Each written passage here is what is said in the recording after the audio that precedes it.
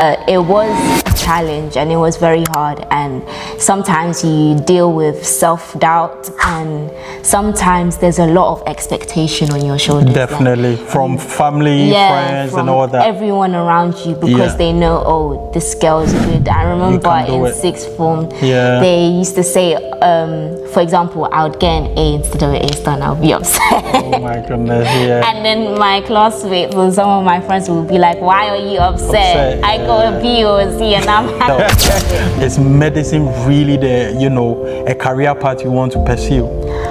So I've always known I wanted to be a doctor, but then, when you're hearing all these things on the news that doctors are going on strike, they're not earning enough money, their pay is really low. I think like £15 or something. £15 an hour for all this hard work. For all this studying.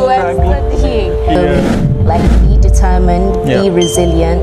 I would say don't listen to all these people around you saying that you can't do it, because I had a lot of people during sixth form, even teachers, head teachers, saying, oh, you can't go to this school because it's not good enough for you, or your grade is not that good. It's all about proving these people wrong. Don't be don't self-doubt.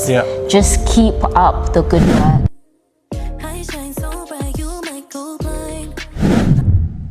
Hey guys, welcome to the FinPlug for you. I'm Ernest, Ghanaian-born UK-based ACCA qualified accountant. I'm passionate about helping you level up. On this channel, I share everything you need to succeed in your studies, career, and financial life. Let's plug into success together. Thank you. Hi guys, welcome to the FinPlug for you. So on this channel, we give young people and old people the opportunity to come on this platform and then share their journey and then experience as well. So today we are in London to talk to my amazing niece who has transitioned from biomedical science, and now she's going to pursue medicine. So you're welcome to the FinPlug for you. Thank you, Michaela. It's good to be here. Yeah, definitely, it's good to be here. Yeah, I'm really glad to have you here. Could you please introduce yourself? Okay, my name is Michaela. I'm age 21, and I was in third year of university, King's College London, studying Biomedical Science. A bit about my background. So I'm a British citizen, but with Ghana origin. So my parents are from Ghana. A little bit about myself. I would say from early ages, I always knew I wanted to be a doctor. Okay. But it was just a matter of how. So when I got to secondary school, my teachers started realizing that, okay, I'm a bit good at science. Okay. But then I had a period in the middle where I started getting good at maths as well. So I started saying mathematician instead of doctor. Wow, interesting. But then I changed back to doctor because the science was just every grade that I was getting, I was just improving on my science, on my biology and chemistry. Amazing. But out of all my subjects, I feel like my favorite one was chemistry. Okay. And so when I finished secondary school, my grades were really high to get into sixth form. For me to be able to study biology A-level, chemistry A-level, and psychology A-level. And I knew these subjects would get me into any science course that I wanted to do, or even medicine. So usually medicine or biomedical science subjects, they require maths, chemistry, biology, and psychology. But a lot of the medical schools require you to do chemistry. It is a main subject in medicine. Okay. And so when I got to sixth form, I knew that, okay, I'm about to apply to university, so I needed to get the good grades in biology and chemistry and psychology. And I think the first year of sixth form was really good for me. In chemistry, I did not drop from an A star. Like I was just getting continuous A star. That's amazing. Yeah. And then, but then when I got to year 13, year 13 is the year we apply to uni, so it's a bit of a stressful year. Yeah. And I realized that, okay, I have to work harder to obtain or maintain this A star that I'm getting in chemistry. Even biology, I was getting straight A's, and psychology as well. Oh wow! So did you, learn extensive hours before you were able to maintain? Oh yeah, I'm not a naturally smart person. I think you are. No, I'm not. Because to do medicine, I mean, you should have some level of smartness. You know. Because like even when I was younger, I remember from the age of like 5 or 6, my teachers were telling my parents, okay, she needs to like get better at maths. So my parents got me a private tutor. Oh, okay. Yeah, to bring up my maths compared to everything else. That's good. So I think that's what helped me mainly. So when I got to secondary school, I was like fine. Primary school was with the tutor. So yeah.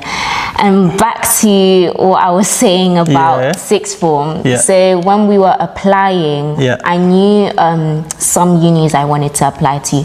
So usually in your application, it's not just about the grades. It's about extracurricular activities. So like the clubs that you go to, things you do outside of school. And then they have this other words they use, super curricular activities. Oh, what's that? This is like reading, research, like things people tell you not to do at school. So like things you use your own initiative to do. Yeah, so like competition, essay competitions, university programs. Some universities, they have these programs for entry-level people, like at sixth form, where they tell, they kind of give you advice, they kind of support your education and your application. So I applied to all these university programs. I applied to King's College London. They were doing one for black students. Yeah, so it was called the Aspire program. And I did that for the continuous 2 years. They helped with my personal statement for university.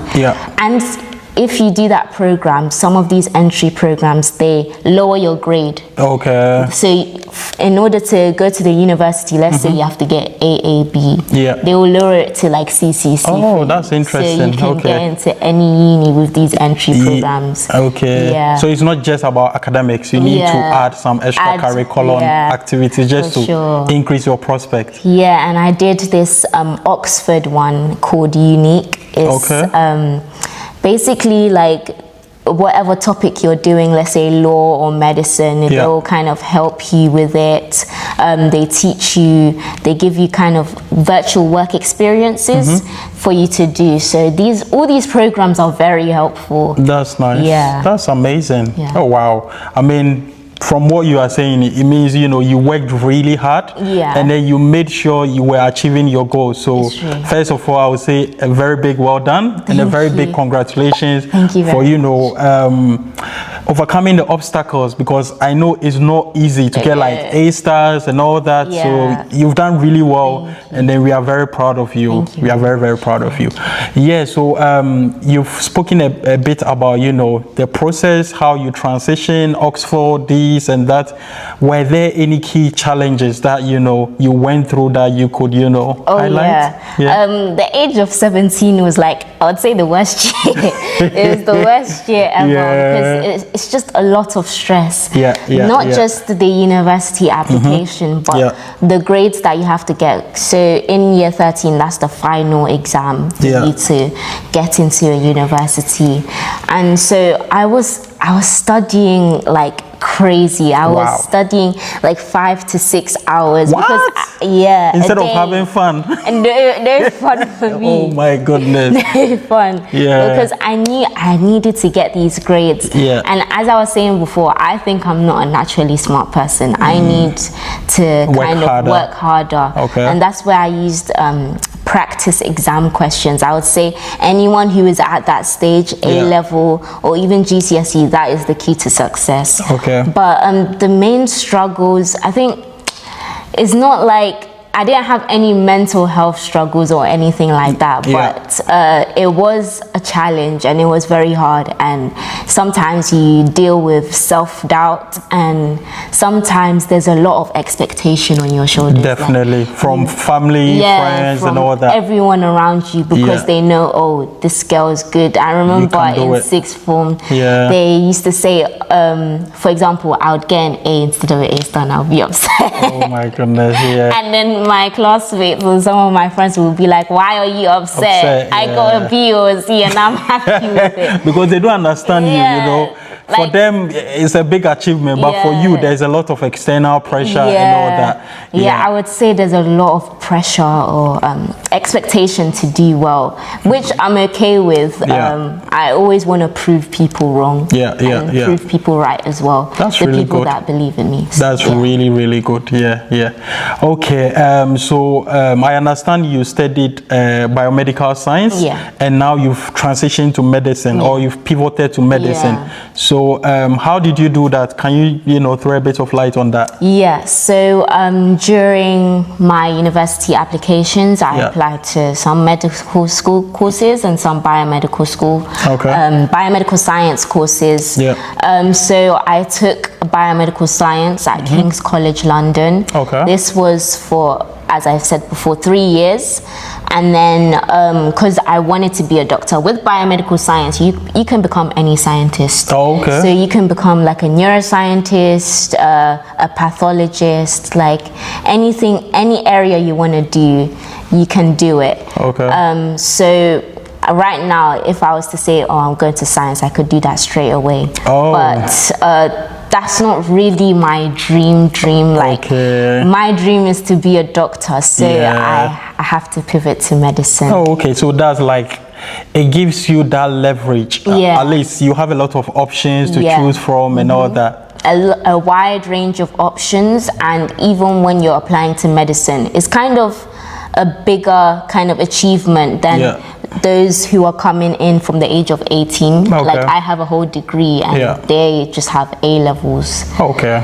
So with the degree, I was talking to a doctor at one work experience that I was doing, and they were saying that like graduate applicants are usually, because they're more mature, it's easier for them to just transition straight into the medicine, because they have the foundational knowledge.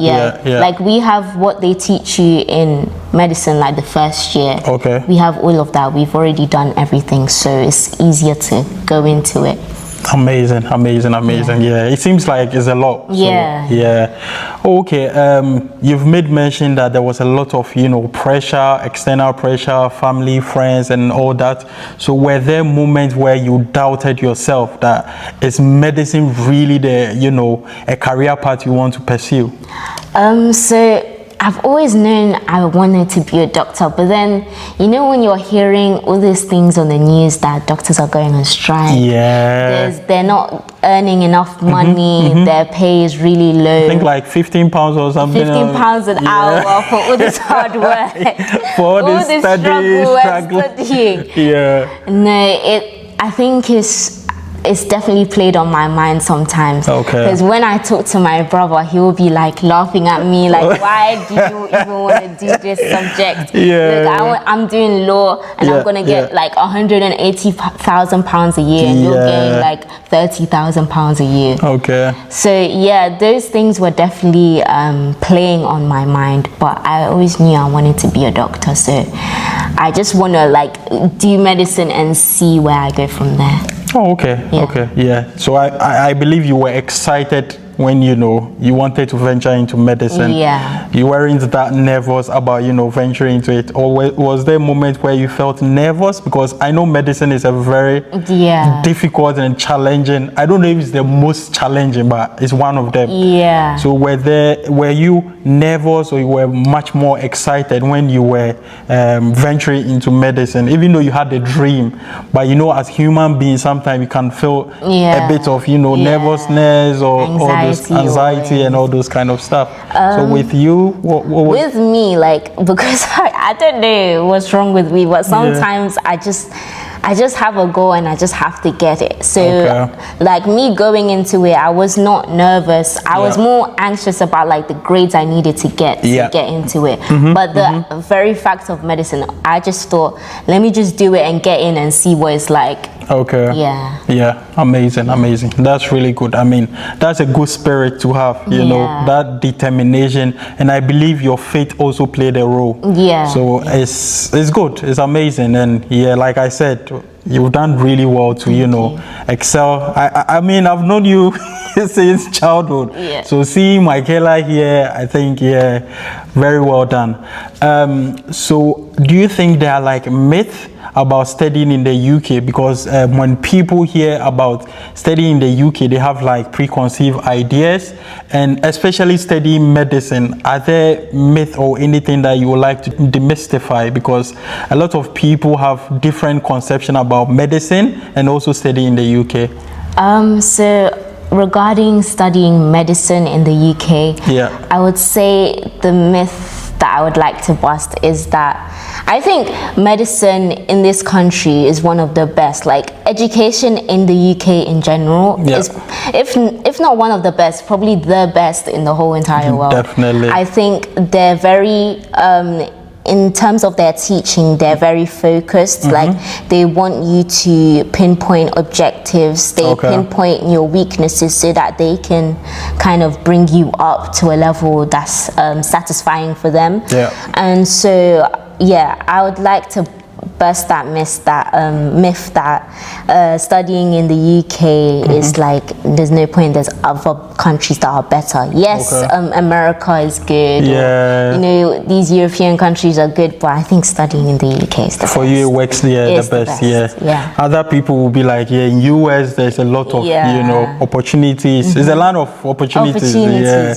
So I mean, people have different ideas, and based on your objectives and your aims, that should, you know, pre-inform you where you want to go to, because maybe for someone even Ghana might be their preferred location, you know. So it depends on what you want in life. It's true. Definitely. So thank you so much, Michaela, for coming on this platform. It's been very insightful. And then if any of you guys want to do biomedical science or, you know, study medicine, then I hope you've picked something from this video. But before we leave, do you have any final advice for anyone who wants to, you know, take a similar career path, either in biomedical science or in medicine?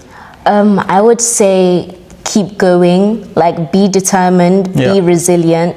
I would say don't listen to all these like people around you saying that you can't do it, because I had a lot of people during sixth form, even teachers, head teachers, saying, oh, you can't go to this school because it's not good enough for you, or your grade is not that good. Like, it's all about proving these people wrong. Don't self-doubt. Just keep up the good work and keep going, and as long as your grades are good and you do everything that's required to enter medicine, there's no way that you cannot do it. You definitely can do it. Amazing. Like you heard the words of Michaela, don't self-doubt yourself, keep going, and you'll be able to achieve it. Thank you so much, Michaela, for coming on this platform and for sharing your experience with my audience. We wish you all the very best. Thank you very much. Okay, bye. Thanks a lot for watching. Like, comment, and hit that follow or subscribe button on YouTube, Instagram, TikTok, and LinkedIn. And don't forget the bell so you never miss a video.